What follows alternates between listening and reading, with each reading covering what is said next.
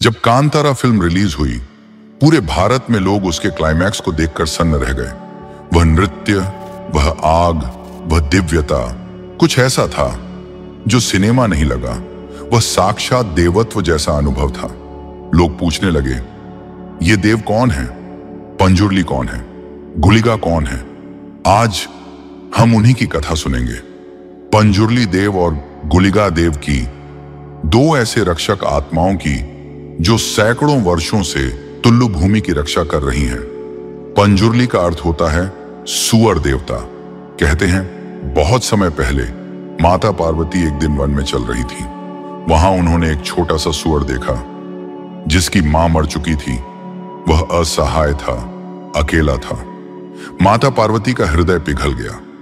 उन्होंने उस नन्हे सुअर को अपनी गोद में उठा लिया। वह उसे अपने पुत्र की तरह पालने लगी, प्यार और स्नेह से भर दिया। लेकिन जैसे जैसे वह बड़ा हुआ, उसके दांत निकले और उसने खेतों को उखाड़ना शुरू कर दिया। फसलें बर्बाद होने लगीं, धरती हिलने लगी। तब भगवान शिव को क्रोध आया। उन्होंने उसे दंड देने के लिए हाथ उठाया, पर माता पार्वती बीच में आ गई। उन्होंने कहा, यह मेरा पुत्र है, इसे मत मारो। शिव शांत हुए और बोले, ठीक है पार्वती, मैं इसे नहीं मारूंगा, पर यह धरती पर जाएगा। वहां यह एक रक्षक के रूप में जन्म लेगा। और इस प्रकार वह सुअर देव बन गया। पंजुर्ली देव, धरती का रक्षक, फसलों का संरक्षक और सत्य का मार्ग दिखाने वाला देवता। कहा जाता है पंजुर्ली का संबंध भगवान विष्णु के वराह अवतार से भी है। जैसे वराह ने पृथ्वी को अपने दांतों पर उठाया था, वैसे ही पंजुर्ली भूमि की रक्षा करते हैं। किसान उन्हें अपनी फसलों के संरक्षक के रूप में पूजते हैं। पर जहां पंजुर्ली दया का प्रतीक है, वहीं गुलिगा क्रोध और दंड का रूप है। उनकी उत्पत्ति विचित्र और भयावह है।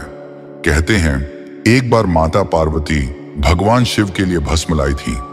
उस भस्म में एक रहस्यमयी पत्थर छिपा था।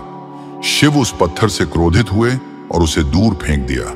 वह पत्थर जा गिरा वैकुंठ, विष्णु के लोक में। वहीं से उत्पन्न हुआ एक भयंकर प्रेत, गुलिगा। विष्णु ने उसे सेवा में रखा, पर उसकी प्रकृति विनाशकारी थी। वह सदैव भूखा रहता, हिंसा से भरा हुआ। जब विष्णु ने उसका कोप सहन नहीं किया, उन्होंने उसे श्राप दिया, अब तू धरती पर जन्म लेगा। वह एक सांप निल्लालू के गर्भ से उत्पन्न हुआ। 9 महीने बाद उसने उस सांप का पेट फाड़कर जन्म लिया। वह बाहर आया, भूख से तड़पता हुआ, और सब कुछ निगलने लगा। मछलियां, मुर्गियां, यहां तक कि पूरी झील तक पी गया। किंवदंती है उसने एक हाथी का रक्त तक पी लिया, पर फिर भी उसकी भूख नहीं मिट पाई। अंत में भगवान विष्णु ने अपनी छोटी उंगली उसे खाने के लिए दी। गुलिगा ने उसे निगल लिया और कुछ पल को शांत हुआ, पर उसकी भूख और उसका क्रोध कभी नहीं मरा। भटकते हुए गुलिगा पंजुर्ली की भूमि में आ पहुंचा और वहां आरंभ हुआ रक्षक और विनाशक के बीच भयंकर संग्राम। धरती कांप उठी, आकाश गूंज उठा, देवता तक विचलित हो उठे। तभी देवी दुर्गा प्रकट हुई। उन्होंने युद्ध रोक दिया और आदेश दिया, अब से तुम दोनों साथ रहोगे। पंजुर्ली दया देंगे, गुलिगा न्याय देंगे। एक आशीर्वाद देगा, दूसरा दंड। दोनों मिलकर सृष्टि का संतुलन बनाए रखेंगे। और तब से ही आरंभ हुई भूत कोला की परंपरा। भूत का अर्थ है आत्मा और कोला का अर्थ है नृत्य या अभिनय। यह केवल नाटक नहीं होता, यह वह क्षण होता है जब देवता धरती पर उतरते हैं। एक साधक व्यक्ति साधना और अनुष्ठान के बाद जब देव उसके शरीर में प्रवेश करता है, तो वह देव बन जाता है। उसके मुख से देवता बोलते हैं, विवाद सुलझाते हैं, भूमि का न्याय करते हैं और फसलों को आशीर्वाद देते हैं। कहा जाता है जब भूमि से जुड़ा कोई विवाद होता है, लोग आज भी पंजुर्ली की शरण में जाते हैं, क्योंकि वह वराह के अंश हैं।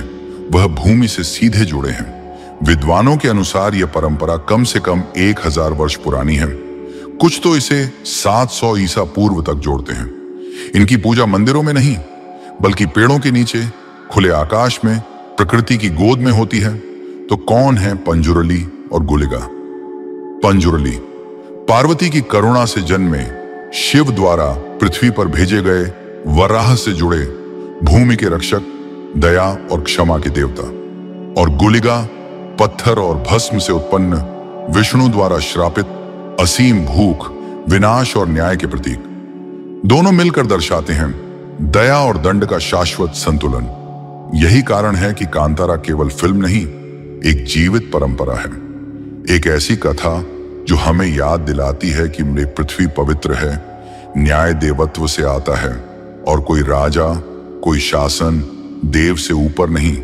जब भूतकोला में ढोल गूंजते हैं और अग्नि की लपटें उठती हैं, तो गांव वाले किसी कलाकार को नहीं देखते, वे पंजुरली को देखते हैं, वे गुलिगा को देखते हैं, वे अपने रक्षकों को देखते हैं और शायद वे हमें भी याद दिलाते हैं, हम इस भूमि के मालिक नहीं, हम केवल उसके रक्षक हैं। अगर आपको भगवान पंजुरली देव और गुलिगा देव की यह रहस्यमयी कथा पसंद आई हो, तो इस वीडियो को लाइक करें, अपने मित्रों और परिवार के साथ शेयर करें और ऐसी ही दिव्य कथाएं सुनने के लिए हमारे चैनल को सब्सक्राइब करना न भूलें।